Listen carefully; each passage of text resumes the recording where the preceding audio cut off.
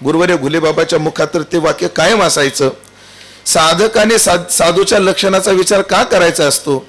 आणि बाबा म्हणायचे सिद्धस्य लक्षणाने साधकस्य साधनाने भवंती. सिद्धांची लक्षणं ही साधकांची साधनं असतात. हो, स्थितप्रज्ञस्य का भाषा समाधिस्तस्य केशव स्थितधिक किम प्रभाषेत किमासीत व्रजेत किम प्रजा हाती यदा कामान सर्वान पार्थ मनोगतान आत्मन्येवात्मना तुष्टः स्थितप्रज्ञस्तदोच्यते. जो आत्म्यामध्ये आत्म्याकडूनच जो संतुष्ट आहे त्याला स्थितप्रज्ञ असं म्हणतात. हे कळाल्यानंतर नाही बाबा हे माझं साधन आहे म्हणून साधून साधूचं साधकाने साधूचं चरित्र आपलं लक्षणं का अभ्यासायचे. कारण साधूची लक्षणं ही साधकाची साधना असते. नमो सद्गुरु तुकया ज्ञानदीपा,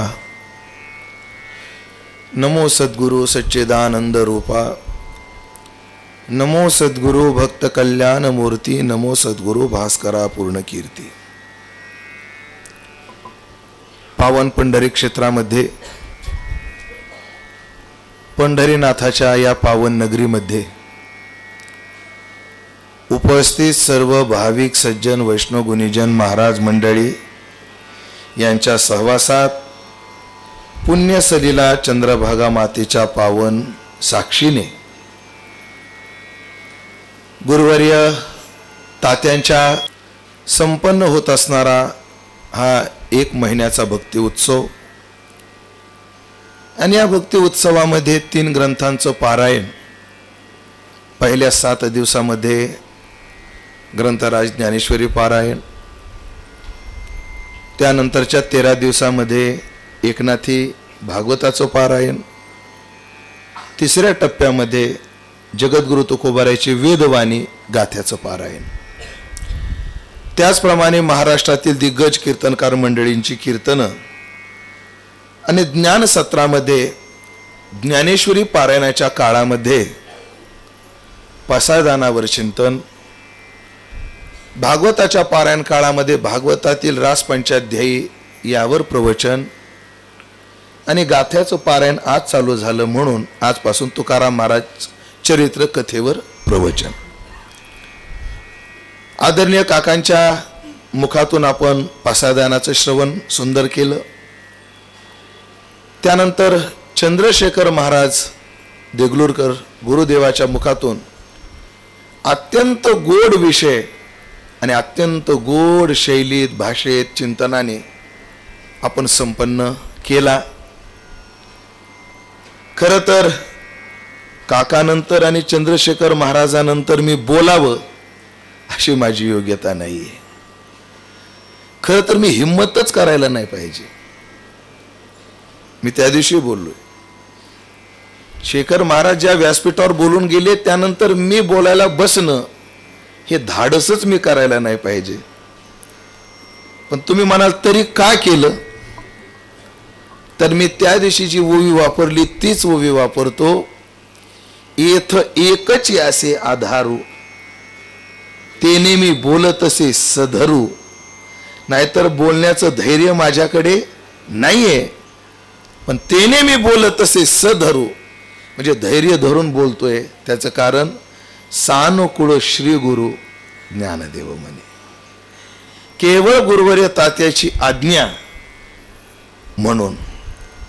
खरं तर मी एक मधला मार्ग काढला होता, अजून 4-5 दिवस महाराजाची प्रवचनं लांबून आपल्यावरचं थोडंसं टाळावं. पण श्री गुरु शेखर महाराजांनाही दया आली नाही, तात्यालाही दया आली नाही आणि जिम्मेदारी माझ्यावर सोपवली. इथे मी निमित्त मात्र भवसव्य साचेन. भगवान म्हणले अर्जुना, हे कर्म करत असताना मी पाप होतं की पुण्य होतं याचा विचार तू करत बसू नको. फक्त तू या कर्माचा काय हो, निमित्त मात्र हो. कारण ही सगळी तुला जी दिसतात नाही केवळ पुतळे आहेत.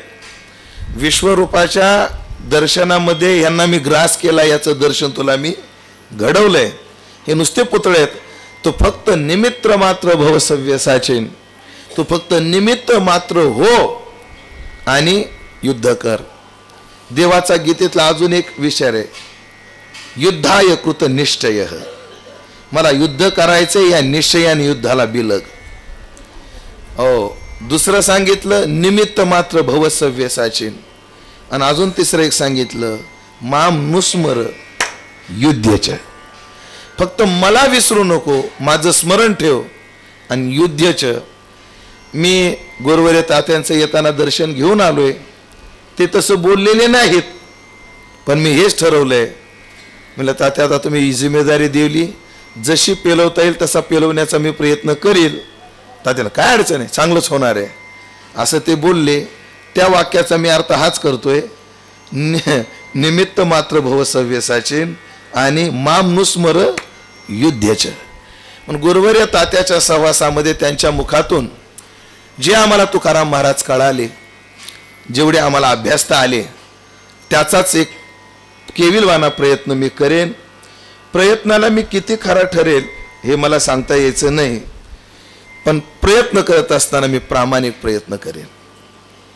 एका पेशंटला घेऊन, बापाला घेऊन, एक माणूस पोरगा आपल्या वडिलाला घेऊन हॉस्पिटलमध्ये गेला. म्हटला माझ्या वडिलाची तब्येत पहा. ते म्हणजे 99% नाही, पण 1% मी सांगू शकतो की 1% चान्स आहेत हे वाचण्याचे. नाही ते 99% गेलेले आहेत, पण 1% चान्स आहे असं मला वाटतं. त्या पोरानं केविलवाण्या शब्दात डॉक्टरला सांगितलं, डॉक्टर त्या 1%चा 100% प्रयत्न करा. 1% राहिलाय, पण त्या 1%चा तुम्ही 100% प्रयत्न करा. म्हणून तात्या 100% तुकाराम महाराज चरित्र सांगत असतील, त्यातला माझा 1% आहे, पण त्या 1%चा मात्र मी 100% प्रयत्न करेन आणि तुमच्यासमोर विचार मांडण्यामध्ये मी प्रवृत्त होतो. जगद्गुरु तुकोबारायचं चरित्र आजपासून आपण पाहतो आहोत. तुकाराम महाराजाचं चरित्र म्हणजे साधूचं चरित्र आहे. साधू चरित्र साधकाला काय उपयोगाचं असतं याच्या बाबतीत आपल्याकडे साधू हा विषय 3 पद्धतीने हाताळलेला आहे. साधू लक्षणाने समजला पाहिजे, साधू महिमेने समजला पाहिजे आणि साधू चरित्राने समजला पाहिजे. साधकाला साधू लक्षणाने का कळाला पाहिजे, काय उपयोगिता काय आहे साधूच्या लक्षणाची, साधूच्या महिमेची काय उपयोगिता आहे आणि साधूच्या चरित्राची काय उपयोगिता आहे, त्याचा विचार आपण करू. साधूच्या लक्षणाचा विचार का करायचा, त्याच्या बाबतीत शांकर भाष्यामध्ये स्थितप्रज्ञाची जी लक्षणं आली त्याच्या आधी प्रस्तावनेमध्ये आचार्यांनी एक वाक्य वापरलेले. वाक्य मोठं आहे, ते मला पाठ नाहीये, पण त्याचं शॉर्ट फॉर्म सगळे विद्वान लोक वापरतात. गुरुवर्य घुलेबाबाच्या मुखात तर ते वाक्य कायम असायचं, साधकाने साधूच्या लक्षणाचा विचार का करायचा असतो.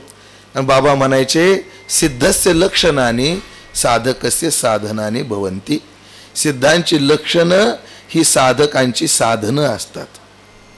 हो, स्थितप्रज्ञस्य का भाषा समाधिस्तस्य केशव स्थितधिक किम प्रभाषेत किमासीत व्रजेत किम प्रजाहाती यदा कामान सर्वान पार्थ मनोगतान आत्मन्येवात्मना तुष्टः स्थितप्रज्ञस्तदोच्यते. जो आत्म्यामध्ये आत्म्याकडूनच जो संतुष्ट आहे त्याला स्थितप्रज्ञ असं म्हणतात. हे कळाल्यानंतर नाही बाबा हे माझं साधन आहे म्हणून साधून साधकाने साधूचं चरित्र आपलं लक्षणं का अभ्यासायचे, कारण साधूची लक्षणं ही साधकाची साधना असते. ती कशी असते, गुरुवर्याच्याच मुखातून ऐकलेलं उदाहरण आहे. सिद्धाची लक्षणं ही साधकाची साधना कशी बनते, सिद्धाच्या लक्षणाचा विचार करत करत ती लक्षणं आपल्या अंगात बांधण्याची शक्यता असते. त्याला उदाहरण असं दिलं, एखाद्या माणसाला जर झोप येत नसेल तर काय करावं त्यांनी, तर पहिला उपाय प्रवचन कीर्तनाला येऊन बसावं, त्यातली त्या दुपारच्या वेळेला. हो, आयुर्वेदामध्ये काय उपाय सांगितले की झोप येत नसेल तर काय केलं पाहिजे. काय असतं, झोप काय येत नाही, जोपर्यंत व्यक्ती विचार शून्य होत नाही तोपर्यंत झोप येणं शक्य नाही. सगळं विसरल्याशिवाय झोप येत नसते. इथे प्रवचन चालू आहे हे सुद्धा विसरावं लागतं, तेव्हा झोप लागते. एक शब्द आहे की दोरीचा तुकडा जरी ध्यानात राहिला तरी माणसाला काय येत नाही, झोप येत नाही. म्हणजे मन चंचल असली, वृत्ती चंचल, बुद्धी चंचल असली की माणसाला शांत झोप येत नाही. आपल्याकडे झोपेचं लक्षण, सुषुप्तीचं लक्षण काय केलंय? वृत्ती कारणात लीन होणं म्हणजेच काय आहे? सुषुप्ती आहे. वृत्तीनं कारणामध्ये मान अज्ञानामध्ये ती लीन झाली पाहिजे. आणि मग वृत्ती स्थिर होण्याकरता, बुद्धी स्थिर होण्याकरता उष्णता शरीरात वाढली की बुद्धी स्थिर होत नाही, आणि बुद्धी स्थिर झाली नाही की माणसाला झोप लागत नाही. म्हणजे ज्याला पित्ताचा त्रास असतो त्याला झोप कधी शांत लागत नाही.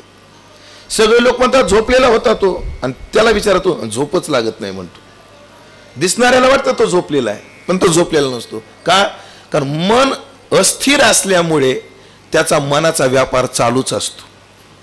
मग जागृती, स्वप्न आणि सुषुप्ती याच्या अनेक व्याख्या आहेत, पण एक व्याख्या अशी केलेली आहे, मन आणि शरीर दोन्ही कार्यरत आहेत त्याला म्हणा जागृती. मन कार्यरत आहे पण शरीर शांत आहे त्याला म्हणा स्वप्न. आणि जिथे शरीरही शांत आहे आणि मनही शांत आहे त्याला म्हणा सुषुप्ती. म्हणजे बुद्धी शांत होणं फार गरजेचं आहे, पित्ताचं शमन होणं फार गरजेचं आहे. म्हणून आपल्याकडे झोपताना कोमट दूध पिऊन झोपतात, कारण कोमट दूध काय करतं? पित्ताला शमवतं, बुद्धीला स्थिर करण्याकरता उपयोगाला ठरतं. म्हणून आयुर्वेदानं पहिला उपाय सांगितला, कोमट दूध प्या, झोप येईल. तो उपाय केला, ये ना हो वैद्यराज, त्यामध्ये 1 चमचा तूप टाकत जा, शांत झोप येईल. तोही उपाय केला, ये ना हो झोप. मग त्या दुधामध्ये थोडं जायफळ टाकत जा, तोही उपाय केला, पण झोप काही लागे ना. जेव्हा आयुर्वेदाकडे झोप लागण्याचे सगळे उपाय संपले तेव्हा आयुर्वेद एक सल्ला देतं की ज्या माणसाला गाढ झोप लागली त्याच्या शेजारी झोपा, तुम्हाला झोप येईल. म्हणजे गाढ झोपलेल्या माणसाच्या शेजारी झोपण्यामध्ये झोप येण्याचा संबंध काय? काय नाही.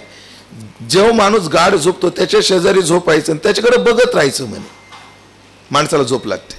गाढ व्यक्ती झोपला त्याच्या शेजारी झोपायचं आणि उगाच बघायचं त्याचे हातपाय कसे आहेत, म्हणजे क्रियारहित आहेत. आपले हातपाय क्रियारहित करा.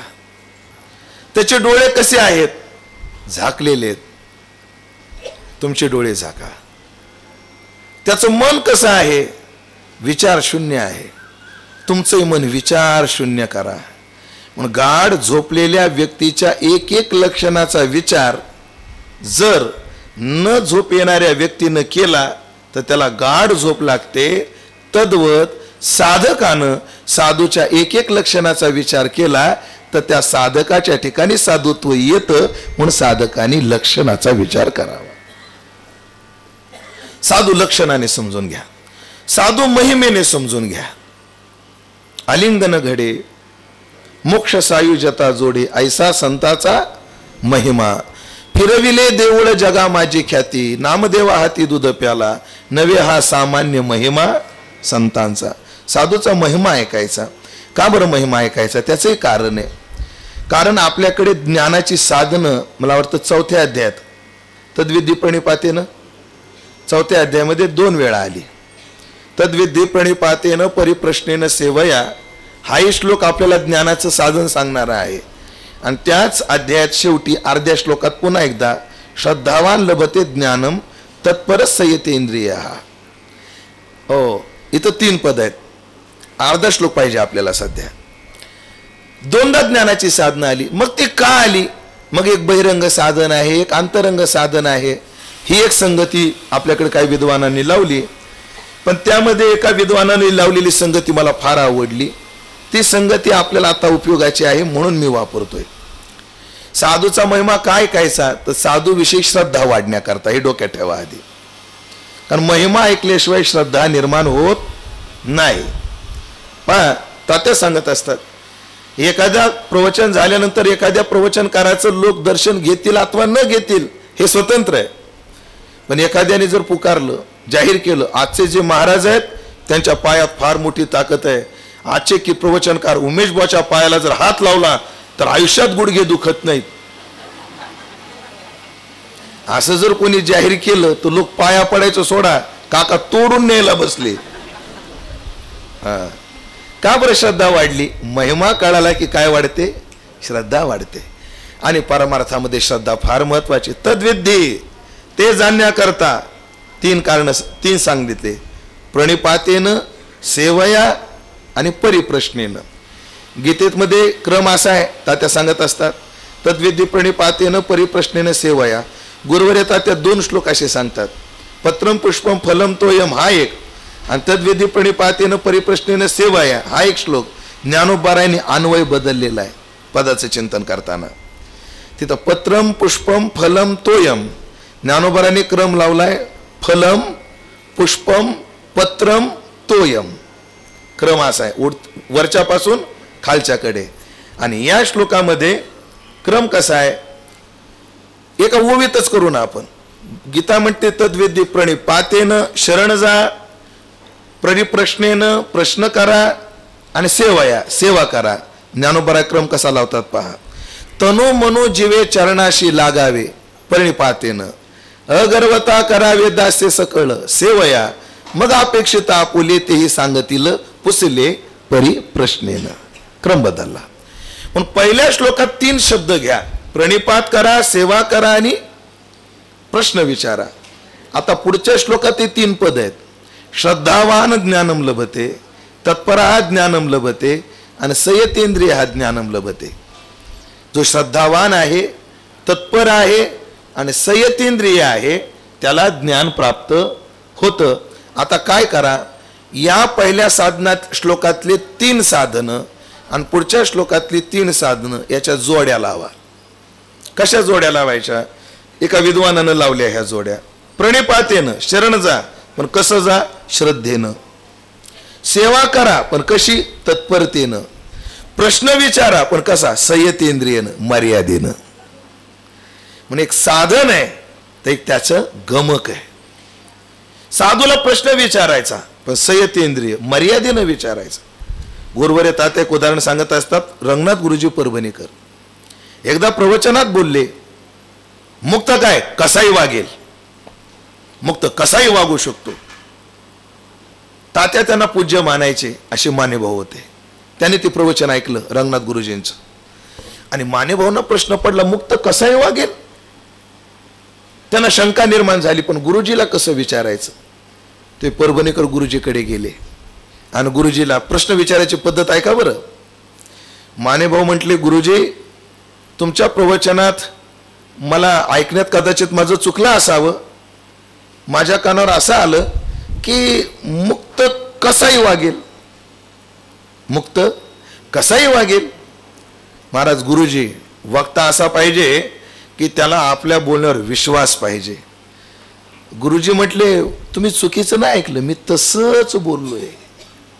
मग त्याने त्यांचं समाधान केलं.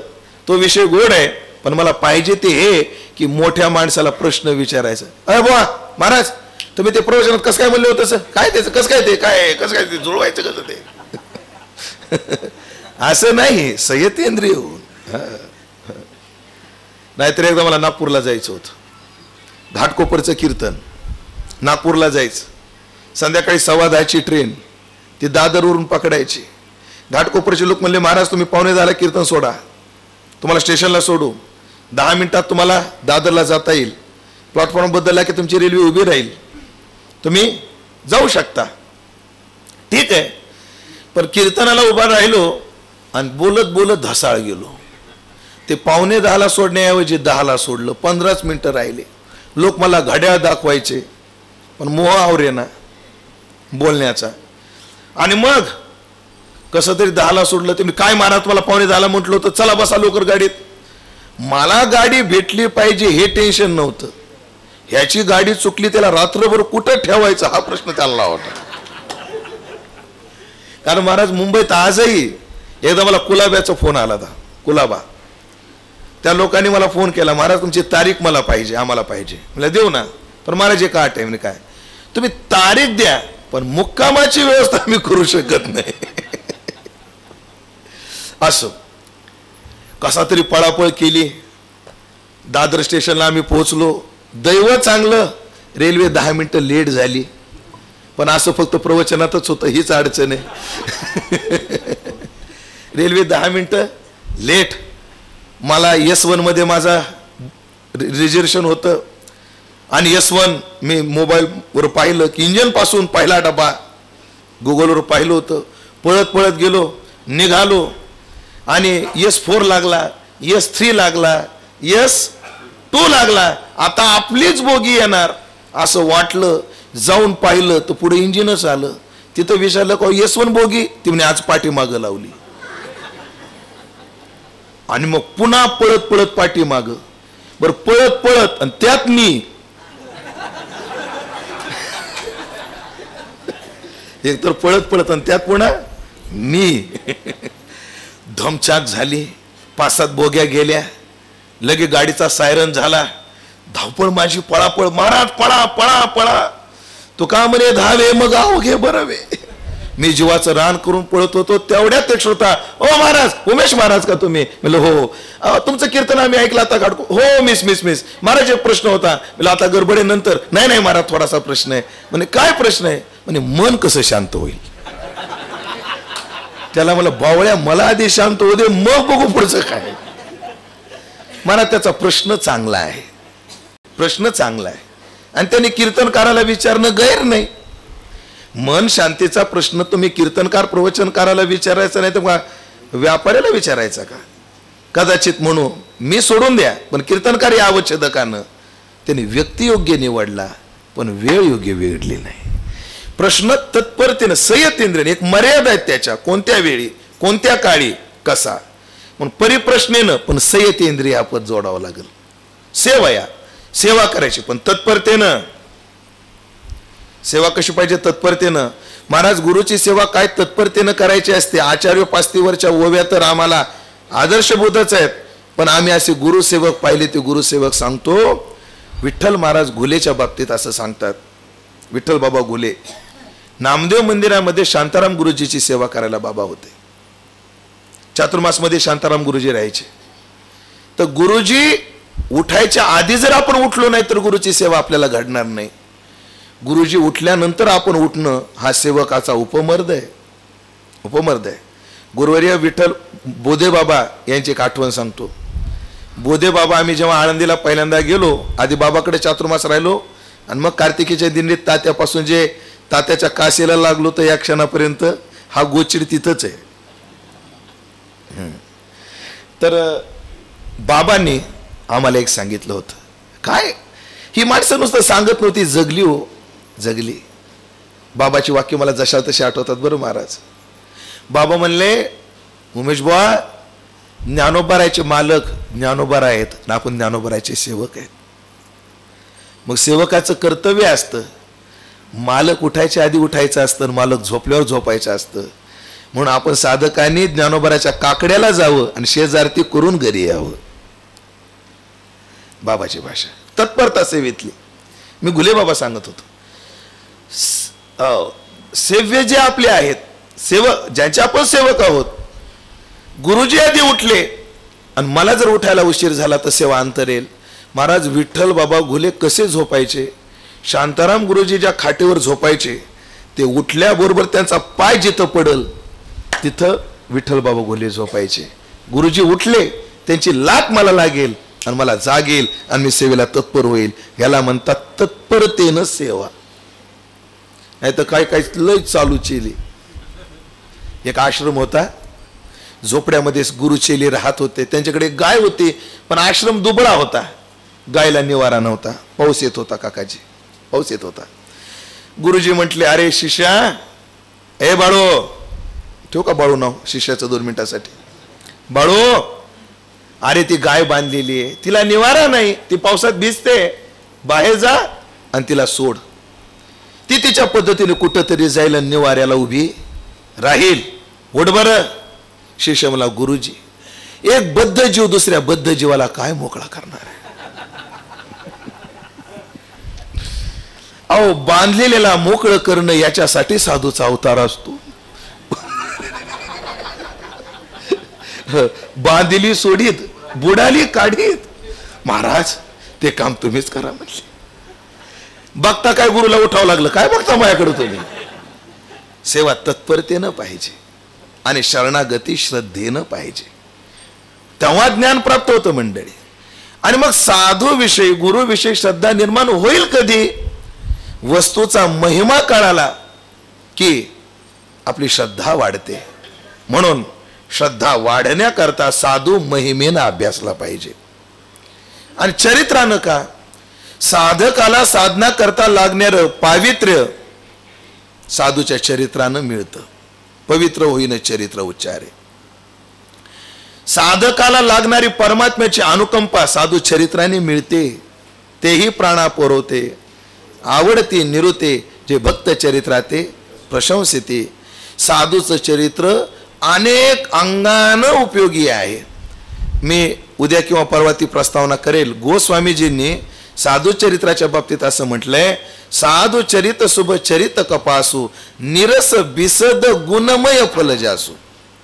त्या संबंधाने आपण तिथं पाहू. म्हणून साधूचं चरित्र आम्हाला प्रेरणादायी ठरतं. साधूचं चरित्र साधकाला कशी प्रेरणा ठरतं जगत असताना. मी माझ्या जीवनातला एक प्रसंग सांगतो आणि पुढे जातो. काय साधूचं चरित्र प्रेरणा देत. प्रेरणा. महाराज, मी आळंदीला आलो तेव्हा वय माझं 16-17 असेल. फार तर विचारत होत. पण आल्याबरोबर आम्हाला बोधे बाबा आणि तात्या भेटले. बोधे बाबाकडे केस वाढवण्याचा प्रसंगच नाही. आणि तात्याकडे जेव्हा आलो, आयुष्यात तात्याने आम्हाला चप्पी करा असं म्हटले नाही. चप्पीचा आग्रह, ब्रह्मचारी राहण्याचा आग्रह तात्याने मलाच नाही कोणालाच केलेला नाही. फक्त एकदा तात्या म्हटले होते की आमच्या गुरुजीने आम्हाला एकदा सांगितलं, म्हणजे वेकर दादांनी, साधकाने दाढी आणि डोकी ब्रह्मचार्याने सोबत केली पाहिजे. त्या क्षणापासून या क्षणापर्यंत एकदाही आम्ही नुसती दाढी केलेली नाही. का बरं? साधूचा आचार हा काय ठरतो? साधकाला एक प्रेरणा स्त्रोत ठरतो. घटना आहे 2003 ते 4 सालाची. 2003 किंवा 4 साल असेल. हे राशीन जवळ कोपर्डी नावाचं गाव आहे. कोपर्डी सुधरी कंपनीचं गाव. ते आता जगात प्रसिद्ध झाल्यानंतर त्या कोपर्डी प्रसंगापासून त्या गावामध्ये काकाजी गोकुळाष्टमीचा सप्ताह असतो. आमच्याकडे गाडी नव्हती. काय फोन आले होते बाजारात, पण तात्याने घेतला नसल्यामुळे आम्हाला फोन लई दिवस घेता आला नाही. गाडी आम्हाला लवकर घेता आली नाही. ज्या दिवशी तात्याने गाडी घ्यायचं ठरवलं त्या दिवशी तात्याचं वाक्य, मी गाडी घेतली मग पुढच्या वर्षी उमेश गाडी घेतो का नाही बघा म्हणले. तात्याने फोन घेतल्यानंतर आम्ही फोन वापरायला लागलो. मग तो बारका फोन होता. फोन लावला मी त्या गावच्या लोकांना कोपर्डीच्या की मी आता इथे राशीनच्या स्टेशनवर स्टँडवर आलोय. नेला एक माणूस आला, मोटरसायकल आले. तो आल्याबरोबर का पाया पडला, माझ्या हातातली पिशवी घेतली. मला म्हणे महाराज काही घ्यायचं का? मला आम्ही बाहेरचं काही घेत नाही.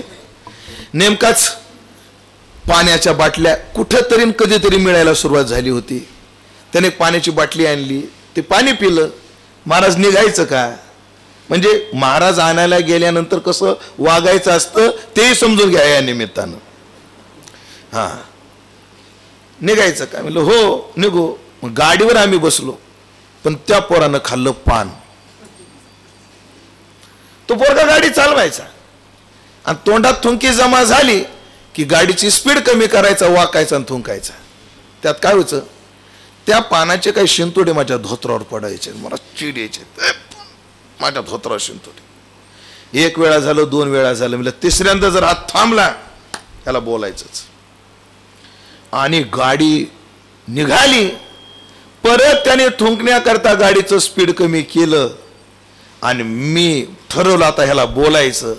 त्याला बोलणार तेवढ्यात मला नाथाचं चरित्र आठवलं. कोणाचं चरित्र आठवलं? नाथांचं. आणि मग मी विचार केला, उमेश बुवा नाथाच्या अंगावर येऊन थुंकला तरी नाथाला क्रोधाने स्पर्श केला नाही. हा तर श्रद्धावान पोरगा आहे, तुम्ही कुठे आहे? म्हणून साधूचं चरित्र साधकाला आरसा असतो. आरसा. आरसा. एक पुन्हा अजून आहे, साधूचे बोललेले सिद्धांत सगळ्या समाजाला समजतील असं नाहीये. सगळा समाज साधूच्या उपदेशाचा अधिकारी नाहीये. पण साधूच्या कृतीचा सगळा समाज अधिकारी आहे. कारण तैसे संत जगी क्रिया करुणी दाविती अंगी पुढे गेले त्यांचा शोधित मार्ग. म्हणून साधूचं चरित्र असं साधकाला फार मोठा प्रेरणा स्त्रोत असतो. म्हणून साधू चरित्रानं का अभ्यासायचा? प्रेरणा स्त्रोत म्हणून. साधू लक्षणाने का अभ्यासायचा? तर साधूची लक्षणं ही साधकाची साधना आहे म्हणून. साधूचा महिमा का ऐकायचा? तर साधू विषयी अंतःकरणात श्रद्धा निर्माण व्हावी म्हणून. म्हणून आपल्याला या 10 दिवसात तुकाराम महाराज लक्षणाने विचारात घ्यायचे, महिमेनं विचारात घ्यायचे, चरित्रानं विचारात घ्यायचे. का? कारण जगद्गुरु तुकोबाराच्या विषयी आमच्या अंतःकरणात श्रद्धा आहेच, पण ती वृद्धिंगत व्हावी म्हणून. जगद्गुरु तुकाराम महाराजांचं चरित्र आम्हाला प्रेरणा स्त्रोत ठरावं म्हणून. ते म्हणा महाराज तुम्ही या वक्तव्यामध्ये एक शब्द वापरलाय साधक. संसारिकांचं काय? महाराज तुकाराम महाराजासारख्या साधूचं चरित्र संसारिकालाही प्रेरणादायी आहे. कसं प्रेरणादायी आहे? कसं प्रेरणादायी आहे? गुरुवर्य तात्याचं एक चिंतन सांगतो की ज्या चिंतनाचा माझ्या जीवनावर फार मोठा प्रभाव आहे, फार प्रभाव आहे. सध्या प्रारब्धवाद मोठा का प्रयत्नवाद मोठा याबद्दल वाद आहेत. काही लोक म्हणतात प्रारब्ध बलवत्तर आहे, काय म्हणतात प्रयत्न बलवत्तर आहे. पण गुरुवर्य तात्याच्या चिंतनात मला जो समन्वय या दोन वादातला सापडला तो मला कुठंच नाही सापडला. गुरुवर्य तात्या बोलत असतात, तात्या म्हटले प्रारब्धवाद आणि प्रयत्नवाद याचा समन्वय असा आहे, प्रयत्न करूनही जेव्हा फल मिळत नाही तेव्हा त्या प्रयत्नवादी व्यक्तीला धीर देण्याकरता प्रारब्धवाद आहे. निष्क्रिय होण्यासाठी नाही, त्याला त्या कष्टाचे कष्ट होऊ नये आणि त्याच्यावर परिणाम होऊन त्याला हातबल होऊ नये याच्याकरता सावरण्याकरता प्रारब्धवाद आहे. प्रयत्न केले, खूप प्रयत्न केले, हो पण फळ आलं नाही तर त्याला म्हणताय अरे तुझ्या नशिबातच नव्हतं, राहू दे, नशिबातच नव्हतं, राहू दे. हो ते काल मला शेळगावला कीर्तनाला गेलो होतो, एक वारकरी भेटला, म्हणे महाराज आम्ही जगन्नाथपुरीच्या सप्त्याला आलो होतो. म्हणे वा वा आनंद आहे. माझी 1 लाख चोरीला गेले म्हणे. सगळ्या लोकांचे पैसे माझ्याजवळ होते. आम्ही गेलो कलकत्त्याला, कलकत्त्याहून गंगासागरला, आणि त्यामध्ये माझे 80,000 एकदा, 15,000 एकदा, 5,000 एकदा, अशी 1 लाख रुपये गेले म्हणे महाराज. 1 लाख गेले, लोकांचे पैसे माझ्याकडे होते, 1 लाख तर गेले माझे चोरीला. पण तेवढ्यात आमच्यातली एक बाई म्हटली, म्हणे काय? म्हणे तुमचे 1 लाख का गेले? का गेले? सब तीरथ भारत बार, गंगासागर 1 बार, तुम्ही दुसऱ्यांदा आला म्हणून गेले म्हणे. मग त्या 1 लाख जे हरवले त्याच्या शोकाला असा प्रारब्धवाद, असा दैववाद, असा देववाद धीर देण्याकरता उपयोगाला येतो म्हणून प्रारब्धवाद. ऐका, संसारामध्ये प्रयत्नवाद की प्रारब्धवाद तर त्याचा समन्वय मांडला. तुकाराम महाराजाचं चरित्र संसारिकांना कसं फलदायी ठरतं त्याचा विचार सांगतो. जेव्हा संसारामध्ये एखाद्याची बायको मरते, हो तुकोबाराची एक बायको गेली, स्त्री एकी अन्न अन्न करिता मेली. किंवा 4 प्रकार सांगतो मी, 4 संतांना धरून. काही लोकांना बायकोच नाही, असे काही आहेत. ते दुःखी आहेत का सुखी आहेत मला माहित नाही, मी सुखी आहे मी माझं सांगतो. एक वर्ग असा आहे बायको आहे पण भांडकुदळ आहे. एक वर्ग असा आहे बायको आहे होती पण लवकरच गेली. 3रा प्रकार आहे. आणि 4था प्रकार आहे बायको आहे आणि अत्यंत अनुकूल आहे. 5वा प्रकार घडू शकत नाही. एक तर मेली, एक तर जिवंत पण भांडकुदळ आहे, जिवंत आहे आणि गुणी आहे, अनेक वर्ग आहे त्याला बायको नाही. या 4ही समाजाला संत चरित्र कसं प्रेरणादायी ठरतं. ज्यांना बायकोच नाही त्याने ज्ञानोबाराकडे पहा. ज्यांची बायको आहे पण लवकरच मेली त्यांनी नरसिंह मेहत्याकडे पहा. नरसिंह मेहत्यांची बायको फार लवकर गेली. गेल्यानंतर नरसिंह मेहता म्हटले बरं झालं देवा बायको गेली, तुझ्या भजनाकरता मोकळा झालो, तुझ्या भजनाकरता मोकळा झालो. त्या संसारिकांना ती प्रेरणा घ्या. ज्याची बायको अत्यंत अनुकूल आहे त्यांनी नाथांचं चरित्र अभ्यासा. बायको अनुकूल जरी असली तर संसारात न अडकता ध्येयाकडे कसं माणसानं तत्पर राहिलं पाहिजे याच्याकरता नाथाचं चरित्र पहा. बायको आहे पण भांडकुदळ आहे, याने तुकाराम महाराजाचं चरित्र पहा. बायको आहे आणि कर्कश आहे. तुकाराम महाराजांनी त्याच्यातून प्रेरणा दिली, बरे झाले देवा बाईल कर्कशा, बरी हे दुर्दशा जनामध्ये. म्हणून साधकांना, संसारिकांना, सगळ्यांना साधूचं चरित्र प्रेरणादायी आहे. म्हणून आम्हाला या 10 दिवसामध्ये साधूचं चरित्र गायचं आहे. ते कोणते साधू गायचे आहेत? आम्हाला चरित्र नायक साधू आमच्याकडे विषय आहे, ते म्हणजे जगद्गुरु तुकोबाराय आहेत. तुकाराम महाराजाचं चरित्र आम्हाला गायचंय. भाग्य आज मी भाग्यवान आहे आणि आपणही भाग्यवान आहात.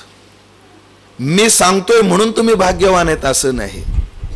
तुकाराम महाराजाचं चरित्र ऐकायची संधी तुम्हाला आहे म्हणून तुम्ही भाग्यवान आहे.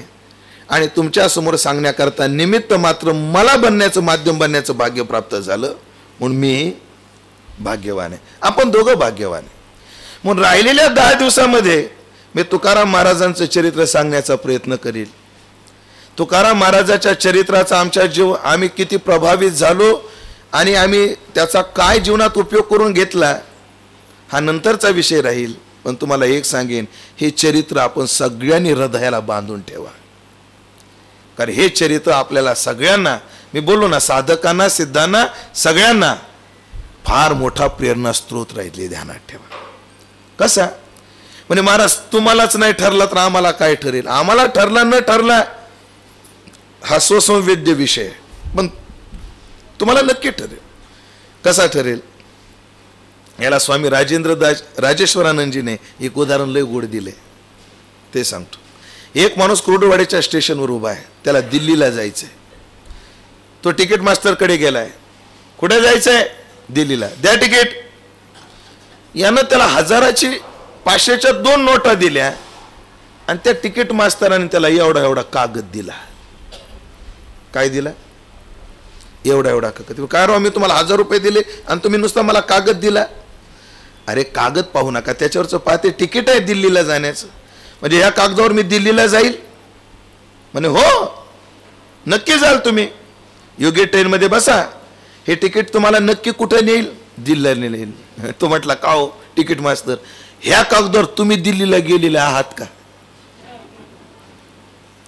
त्या तिकीट मास्तरानं सांगितलं, मी गेलो की नाही हे मी तुला आता सांगू शकत नाही, पण हे तिकीट तुला निश्चित नेईल हे मी नक्की सांगू शकतो. तसं हे चरित्र आमच्या जीवनात किती उतरलं हे आम्ही सांगू शकणार नाही, पण हे चरित्र जर आपल्या जीवनात उतरलं तर आपल्याला तो नक्कीच कडेला लावेल याची मात्र खात्री आहे, याची मात्र गॅरंटी आहे. म्हणजे चरित्र आम्हाला गायचंय. जगद्गुरु तुकाराम महाराजाचं चरित्र, की जे चरित्र अत्यंत मधुर आहे. एक रामचरित्र आहे आणि एक तुकाराम चरित्र आहे. कृष्ण चरित्र आहे आणि तुकाराम महाराज चरित्र आहे. रामचरित्र आणि तुकाराम चरित्र दोन्ही चरित्रच आहेत. पण रामचरित्र न गाता आम्ही तुकाराम महाराज चरित्र गातोय. कारण का? देवाच्या चरित्रात एक उणीव आहे. भूतानाम देवचरितम सुखायच दुःखायच सुखायैव हि साधूनाम तादृशाम अच्युतात्मनः. वसुदेवाने नारदाची स्तुती 11 स्कंदामध्ये केलेली आहे. वसुदेवाच्या मुखातला हा काय आहे? श्लोक आहे नारदाच्या स्तुतीतला. नारदजी भूतानाम देवचरितम, सगळ्या जीवांना देवाचं चरित्र, सुखायच दुःखायच. त्याच्यावर बोलताना नाथ महाराज म्हणले, देवाचा अवतार होय, दासा सुख दैत्या भय. कोणाला सुखाचं ठरेल, कोणाला दुःखाचं ठरेल, पण सुखा येईवही साधूनाम, सुखा करताच कारणीभूत आहे साधूचं चरित्र. म्हणून रामचरित्रापेक्षा तुकाराम चरित्र आम्हाला याही अंगानं फायद्याचं आहे.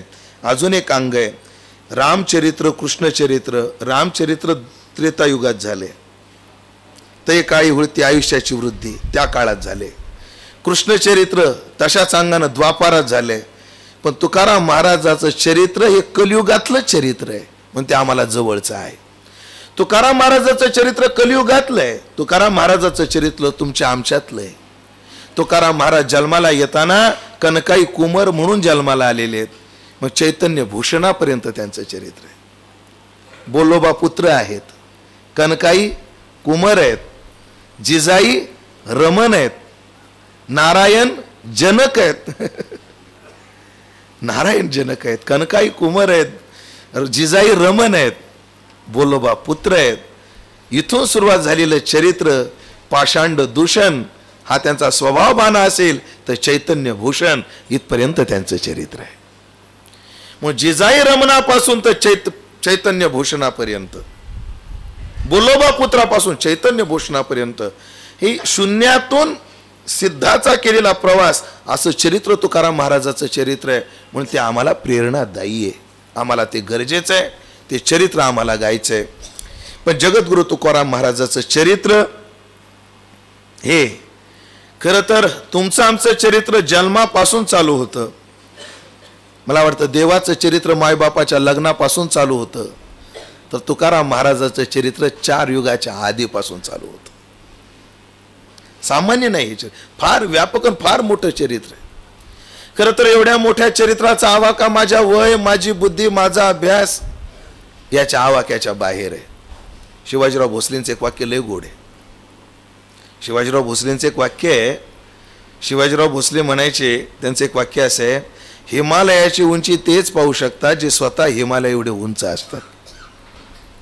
पण तरी ज्ञानोबरायचा एक आधार आहे, ओंजळीमध्ये समुद्र घेता येत नसतो, पण ओंजळीत बसेल एवढा समुद्र घ्यायला काय हरकत आहे. तद्वत तुकाराम महाराजाचं चरित्र माझ्या बुद्धीच्या आवाक्याच्या बाहेर आहे, पण माझ्या बुद्धीच्या आवाक्यात जेवढं आहे तेवढं सांगायला काय हरकत आहे. मग देवचरित्र वसुदेवादित देवकी बहीण इथून चालू होतं, तर तुकोबारायचं चरित्र कुठून चालू होतं? कृतयुगापासून चालू होतं. कारण तुकोबारायच्या 4 युगाच्या अवताराचा विचार मीमांसा आपल्याला 2 संगतीने सापडतात. एक तर जनाबाईच्या अभंगातून आणि दुसरं बहिणाबाईच्या अभंगातून. उद्या मी त्या अभंग काढून नक्कीच विचार मांडण्याचा प्रयत्न करेन की बहिणाबाईने तर आपले 14 जन्म सांगितले, जनाबाईने 4 जन्म सांगितले. ऐका जनाबाईच्या अभंगाची सुरुवात, ऐका हो. ते आमच्या भागात वारकरी मंडळी, आम्हाला नरसी तिकडे जवळ आहे ना, त्या भागात नामदेवराच्या काही अभंगाच्या काही विशिष्ट चाली लय गोड आहे. हो, मला नाही गाता यायच्या तेवढ्या गोडव्यानं, पण गोड आहेत. ऐका हो नाम याचा जन्म मूळ संचित, ऐका हो नाम याचा जन्म मूळ संचित. ऐका नाम याचा मूळ जन्म संचित ऐका. कृतयुगी नामा झाला प्रल्हाद, पद्मिनी नाम माझे ज्येष्ठ दासीचे पद. ऐका हो नाम याचा जन्म मूळ संचित. कृतयुगामध्ये कोण होते नामदेवराय? कृतयुगामध्ये नामदेवराय प्रल्हाद होते. प्रल्हाद, पद्मिनी नाम माझे. जनाबाई महाराज म्हटल्या नामदेवराय प्रल्हाद होते तर मी पद्मिनी होते म्हटले. कृतयुगामध्ये तुकोबाराय प्रल्हाद आहेत. त्रेतायुगामध्ये अंगद आहेत. तर ही मंथरा आहे. जनाबाई म्हणतात मी मंथरा होते. भरते मारियेली लाथ, मंथरा नाम माझे भरते मारियेली लाथ, मंथरा आहे. कृतत्रेता. द्वापारामध्ये तुकोबाराय हे उद्धव आहेत तर मी कुब्जा आहे. कलियुगामध्ये ते नामदेव आहेत तर मी जनी आहे. आणि पुढे बहिणाबाई म्हणतात की तेच जगद्गुरु तुका अवतार नामयाचा, तेच नामदेवराय जर तुकोबाराय आहेत तर मी बहिणाबाई आहे. 4 युगाचं. कृतयुगातलं प्रल्हाद चरित्र, त्रेतायुगातलं अंगद चरित्र, द्वापार युगातलं उद्धव चरित्र आणि कलियुगातलं नामदेवरायचं चरित्र आणि पुढं तुकोबारायचं चरित्र. सगळ्याचा विस्तार आपल्याला करायचा नाही. प्रत्येक चरित्रातला एक विशेषता घेऊन आपल्याला तुकाराम महाराजापर्यंत यायचं आहे. प्रल्हाद चरित्र आपल्या डोळ्यासमोर आलं की 2 अंगानं विशेषत्वानं विचारात येत, तसं 3 अंगानं.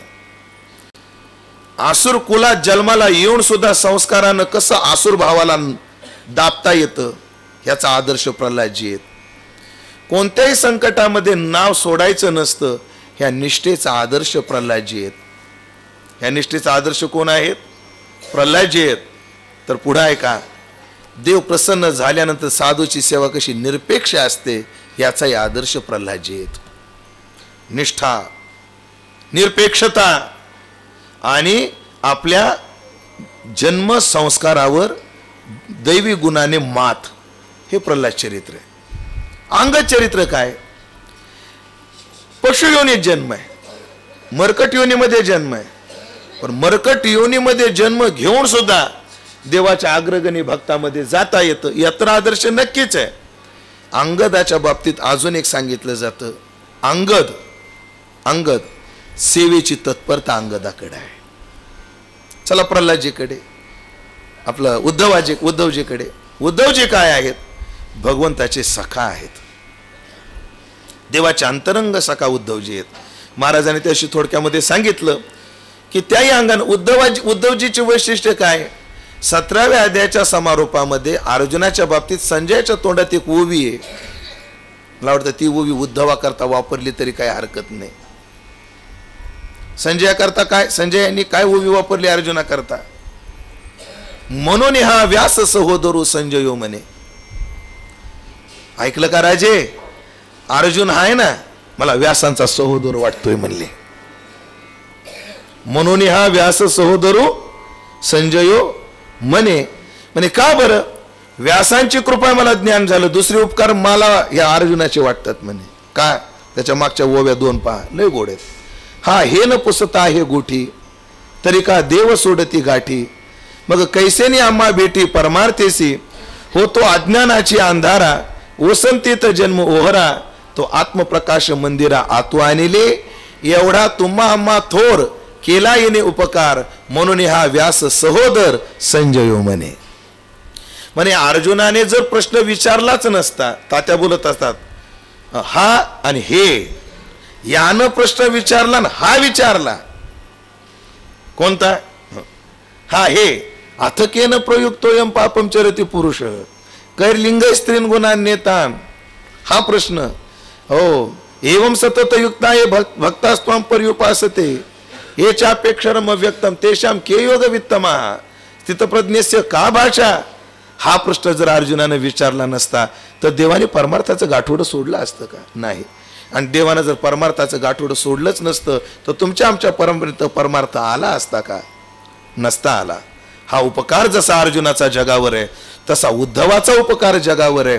कारण निजधामाला जाताना उद्धवाने विचारलं, प्रभू तुमच्यासोबत मी येणार. नाही उद्धवा तू राहा, पण तुमच्या वियोगात मी कसा राहील? या भागवताच्या आधाराने राहा. आणि मग भागवताचा प्रश्न विचारून उद्धवाला जो उपदेश केला तो काय आहे? एक भागवत आहे. हा विचार आपल्याकडे. उपकार आहेत उद्धवाचे म्हणजे तुकोबरायचे. त्यानंतर नामदेवराय तुकोबरायचा अवतार आहे. नामदेवराय सुद्धा तुकोबरायचे पूर्व अवतार आहेत. मग नामदेवरायच्या अवतारामध्ये काय आहे? नामदेवरायांनी सुद्धा सख्य काय असतं, संत सोबत काय असतो, देवाची सेवा काय असते, अनन्यता काय असते, या सगळ्या गोष्टीचं दर्शन घडवलं. आणि या सगळ्या गोष्टीचा सारभूत काय असतं? पहिल्या आवृत्तीत राहिलेले दोष पुढच्या आवृत्तीत निघतात, पुढच्या आवृत्तीत राहिलेल्या काही त्रुटी पुढच्या आवृत्तीत निघतात. ते नामदेव आपा गोष्ट सांगायचे म्हणतात, ते मागील फेडावया उणे वेद संपन्न होय ठाई, पण कृपण व्हायचा आन नाही, तो कानी लागला तेही वर्णाच्याची. हे मागील फेडावया उणे भगवंतानं गीता सांगितली. तसं कदाचित जगद्गुरु तुकोबारायांनी प्रत्येक अवतारातली काहीतरी सुधारितपणा दाखवत जगद्गुरु तुकोबारायापर्यंत आले. म्हणून तुकोबारायाचं चरित्र हे परिपूर्ण चरित्र आहे. मैपती बाबा जशी सुरुवात करतात तशी सुरुवात करू. नामास्ता वैकुंठाशी. नामदेवराय वैकुंठात गेले. नामदेवराय जाणार नाहीत म्हणा, पण आता मैपती बाबांना तसं लिहिलंय. आणि नामदेवरायाची चर्चा चालू झाली, आपलं वैकुंठात चर्चा चालू झाली. जसे नारदजी सनकादी कालामध्ये सत्यम नास्ती तपम नास्ती, या कलियुगामध्ये मी सगळीकडे फिरलो पण मला तप दिसलं नाही, स्वाध्याय दिसला नाही, सगळ्या कलियुगामध्ये पापच पाप वाढलं. मग याच्या निवारणार्थ काय केलं पाहिजे? पण वैकुंठामध्ये सगळ्या साधूंची चर्चा झाली की आता अवतार घेतला पाहिजे, काहीतरी केलं पाहिजे. कलियुगामध्ये भक्तीचा प्रचार प्रसार वाढण्याकरता कोणीतरी अवतार घेतला पाहिजे, कोणीतरी गेलं पाहिजे अशी चर्चा चालू होते. आणि देवाला नामदेव आठवले. नामा इकडे बोला देवा, तो या कलियुगातील लोकांना भक्तीचं मार्गदर्शन करण्याकरता जा बरं, तो अवतार घे. नामदेवाने हट्ट धरला, नाही देवा आता तुम्हाला सोडून मी जाणार नाही. नामदेवा आठवतं का, शतकोटी तुझे करीन कवित्व, ही प्रतिज्ञा तू केलेली आहे. अभंग झाले पण राहिलेत अजून काही. हो, 4,55,556 अशी मैपती बाबानं संख्या सांगितली. हे राहिलेले अभंग कोण करेल, उरलेले लावायचे तुला. आणि मग नामदेवरायांनी यायचं ठरवलं. पण साधू येत असताना कुठे येत नाही. साधूला येण्याकरता तशीच जागा लागते. कारण का, आपल्या महाराष्ट्रामध्ये अनेक भूमी आहेत. हो, ज्वारी जर पायची ठरली तर मंगळवेढा याची बाजू, इथं ज्वारी 1 नंबर येते. द्राक्ष कुठं चांगली येतात, मदत करा तुम्ही बी थोडीशी मला. द्राक्ष नाशिक, संत्रे नागपूर, तूर मराठवाडा आहे ना, परभणी इकडचे तूर. आता आपल्या लोकांना सोयाबीन, हिंगोली, गांजा कुठे बी येतो, त्याचं जाऊ द्या. काय काय भूमी लागते की ज्या त्या भूमीमध्ये विशेष. पण नामदेवरासारख्या साधूला अवतार घ्यायचा आहे, मग त्याला भूमी, त्याला कुळही तसंच पाहिजे. मग कोणत्या बरं कुळामध्ये जन्म घ्यायचा आहे तुकाराम महाराजांना, तर मोरे कुळामध्ये तुकाराम महाराजांना जन्म घ्यायचा आहे. काय आहे हे मोरे कुळ, कोण आहे हे कुळ की ज्या कुळामध्ये नामदेवराय आता वैकुंठातून तुकोबराच्या रूपाने अवताराला येणार आहेत. काय आहे मोरे, इथून सुरुवात करू. तुमच्या आधारानं तुमचं ऐकलं ते. महाराज अत्यंत संपन्न भारत, इससन पूर्वी 329 वर्ष, ईसापूर्वी 329 वर्ष फार संपन्नता भारतामध्ये होती. भारताची विद्वत्ता, भारताची संपन्नता, भारताचं डोकं. महाराज त्या 2000 वर्षापूर्वी आज एक शोध लागला तर वैज्ञानिक त्याचं पॅटर्न आपल्या नावावर ठेवून सेव्ह करून ठेवतात. असे हजारो शोध आमच्या शास्त्रामध्ये लागलेले आहेत. आतापेक्षा स्थापत्यशास्त्र जुनं फार प्रगत होतं, फार प्रगत होतं. आजही सूर्य मंदिर पाहिलं, हेमाडपंताच्या काळातलं बांधकाम पाहिलं तर आजही इंजिनियर लोकांचे काय चालत नाहीत, डोके चालत नाही. असं सांगतात सोरटी सोमनाथला अशी मूर्ती होती की तिला वरही स्पर्श नव्हता, खालीही नव्हता, पाठीमागही नव्हता, इकडेही नव्हता आणि इकडेही नव्हता. ती आधर तरणारी होती.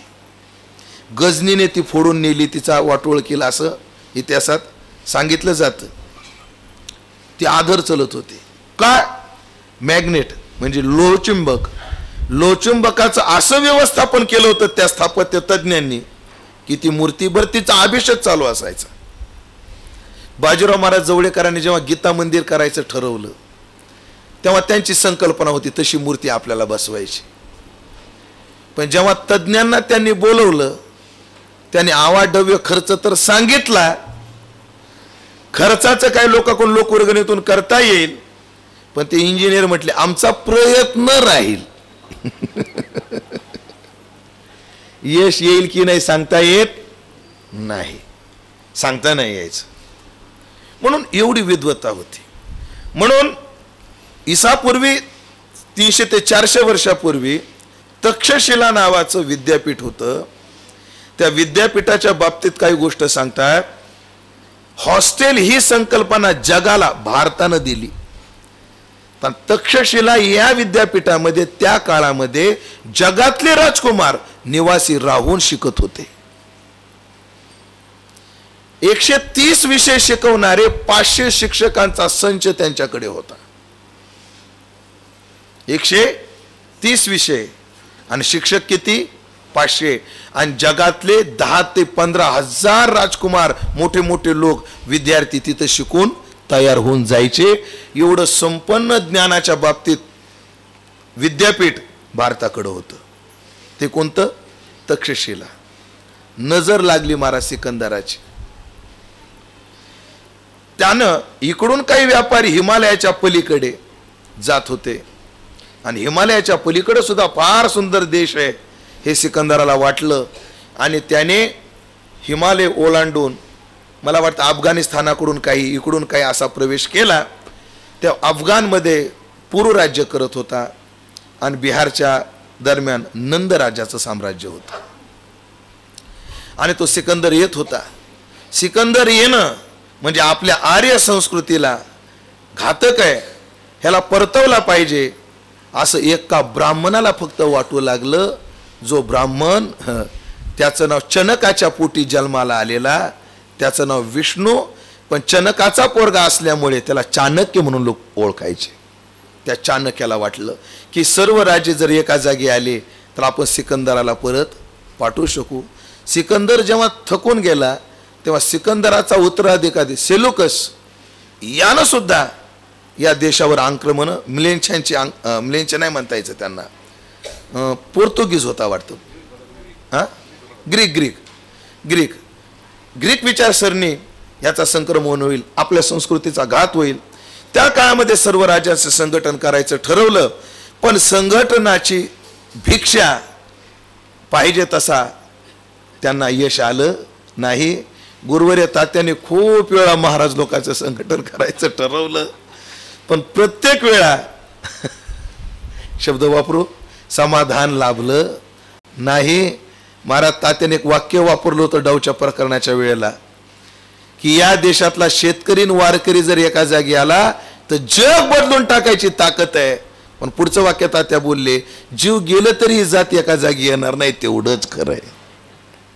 तेव्हा तात्या बोलले होते. संघटन झालं नाही.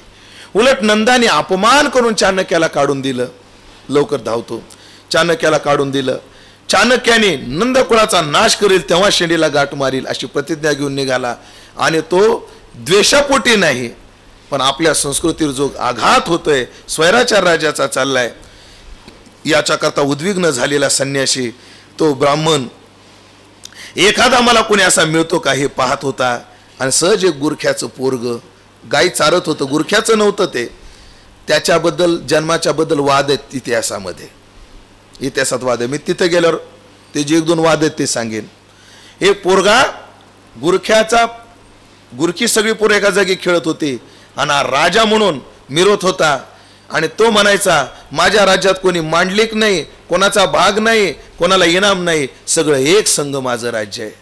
आणि जे स्वप्न चाणक्याचं आहे त्या स्वप्नाचा सुतोवाच या पोराच्या मुखात त्यांना दिसला.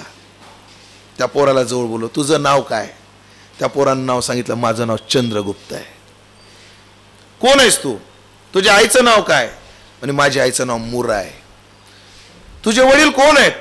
मग त्याच्यात वाद आहेत. आता क्षत्रिय पोरगा होता, एका राजाचाच मुलगा होता, पण याची आई दासी होती. राजाचा मुलगा राजाला दासी पासून झालेला पोरगा, असे 2-3 मतप्रवाह आहेत, निर्णयात इतिहासामध्ये नाहीच. आणि मग तुझ्या आईला मला भेटायचंय, तिचं नाव मुरा. गेले, हे चाणक्य गेला आणि गेल्यानंतर म्हणले माते भिक्षा दे. गरीब होती पण तिनं धान्य आणलं. ती मुरा म्हटली घ्या भूदेवा, म्हणे माते मला ही भिक्षा नकोय. मग मला भिक्षेत दुसरी वस्तू पाहिजे. म्हणे मी दुसरी काय देऊ शकते? नाही तू देऊ शकते अशीच भिक्षा मागतोय मी, मला वचन दे फक्त भिक्षा देशील म्हणून. महाराज शब्द तर सांगा, मला भिक्षा तर मागा. त्याने सांगितलं फक्त तुझा पोरगा मला दे. महाराज ती जगण्याचा एकच आधारण तो पोरगा मागितला. आई शेवटी ती रडली. पण चाणक्यानं सांगितलं बाई तू स्वतःच्या स्वार्थापोटी भारतीचं स्वप्न मातीत मिसळू नकोस. भारतीचं स्वप्न मला या पोरामध्ये दिसतंय. जगाकरता तू तुझा पोरगा अपमान दिला पाहिजे, तुझ्या मातृत्वाचं वरदान मला दिलं पाहिजे, तर भारत माता ही टिकेल. तुझं मातृत्व भारत मातेच्या विकासाकरता आणि उत्कर्षाकरता गरजेचं आहे. तू दे आणि तुला शब्द देईल माय मी. तुझं नाव मी इतिहासाला कधीच विसरू देणार नाही. असं बनविल तुझ्या पोराला. तुझ्या नावानंच तुझ्या पोराचा वंश चालेल. मग तिचं नाव होता मुरा, म्हणून चंद्रगुप्ताला पुढं नाव पडलं मौर्य. चंद्रगुप्त मौर्य. आईच्या नावाने मौर्य. पुढे बिंदुसार वगैरे अनेक मौर्य कुळामध्ये राजे होत आले. त्याच्यानंतर बिंदुसार, त्यानंतर राजे झाले. त्यांनी मग बौद्ध विचाराचा पगडा 6व्या शतकामध्ये पडला. असं करत त्या मुरेचा मौर्य आणि त्या मौर्यांचे मोरे तो कुळ पुढे राहिलं. आपल्याकडे जे आडनाव आहेत ना ते काही विशेष आहेत. कोण्या कोण्या इतिहास आहे. लव याच्यापासून जे आलं ते लवाळे झाले. लवाळे. कुश याच्यापासून जे झाले ते कछवे झाले. परवल पासून पवार झाले. सिंधियापासून शिंदे झाले. तसे मौर्यापासून मोरे झाले. असे झाले. पुढे आपल्याला काही आडनावामध्ये दिसतात. गायकवाड, छत्रपती शिवाजी महाराजाच्या काळात 96 कुळी आडनावाची यादी जाहीर झालेली आहे. पण आता ती आडनावं आपल्याला अन्य समाजामध्ये दिसतात. त्याची कारण इतिहासाच्या अंगाने घ्यायचं ठरलं तर जेव्हा छत्रपती शाहू महाराज राज्यावर आले तेव्हा समाजामध्ये आडनावावरून दरी पडते हे जेव्हा लक्षात आलं तेव्हा शाहू महाराजांनी त्या काळामध्ये खालच्या समाजालाही मोठ्या लोकांची नावं दिली. असे एका ठिकाणी वाचले मी. अजून एक कारण आहे त्याला, पण ते प्रवचनात नाही, नंतर पाहू आपण त्या विषयामध्ये. म्हणून असा मोरे कुळ चंद्रगुप्त मौर्य. हो, चंद्रगुप्त हो कोल्हापूरचे शाहू महाराज त्यांनी, हो ना. शाहू महाराज म्हणजे कोल्हापूरचे जे शाहू महाराज आहेत, पुरोगामी विचारसरणीचे पुरस्कर्ते शाहू महाराज. शाहू महाराजांनी त्या काळामध्ये ही आडनावावरून जी दरी पडते म्हणून अन्य समाजालाही ही आडनावं दिली गेली. त्यामध्ये मी मौर्य सांगत होतो. मौर्य, मौर्याचे मोरे मातबर राहत होते. त्यामध्ये जावळी प्रांतामध्ये, सातारा भागामध्ये, जावळी भागामध्ये विश्वंभर बाबा मोरे हे तुकोबरायचे मूळ पुरुष. मूळ पुरुष विश्वंभर, विठ्ठलाचा भक्त थोर. त्याचे भक्तीने पंढरी, सोडूनी आले देहू हरी. असा एक अभंग आहे. तुकोबाची वंशावळ दास वर्णितो निर्मळ, त्याचा शेवट आहे. हा अभंग कोणाचा आहे माहित नाही, पण देवकराच्या बाडामध्ये तो अभंग आहे असं लरा पांगारकरांनी दिलेला आहे. विश्वंभर बाबा होते. विश्वंभर बाबा मोठे मुत्सुद्दी हे मूळ पुरुष तुकोबाराच्या वंशातले. हो, आपल्याकडे मूळ पुरुष कोणाला, ज्यांच्यापासून परंपरा उपलब्ध आहे त्यांना काय म्हणतात, मूळ पुरुष म्हणतात. हो, मग सांगतात कल्याणीचा शिंपी, हरिभक्त गोमा, त्याची कांता उमा, नरहरी भजनी हे नामदेवाचे मूळ पुरुष. भानुदासाचे कुळी महाविष्णूचा अवतार. तिथून गोविंद पंथापासून ज्ञानोबरायची गोविंद पंथ, मला नाव आठवलं, गोविंद पंथच वाटतं, भक्त त्र्यंबक पंथ मूळ पुरुष आधी. त्याची समाधी आपेगावी. त्र्यंबक पंथ हे ज्ञानोबरायचे मूळ पुरुष. तसे तुकोबरायचे मूळ पुरुष कोण आहेत, विश्वंभर आहेत. हो, आणि मग लोक म्हणतात आम्ही त्यांच्यापासून, आमची 8वी पिढी आहे, आमच्या कुळात 8 पिढ्यापासून माळ आहे, आम्ही 8वे वंशज आहोत, आम्ही 8वे वंशज आहे. तात्याचं माझं भाग्य आहे, आम्ही 8वे आणि 5वे वंशज नाही, आम्ही मूळ पुरुष आहेत.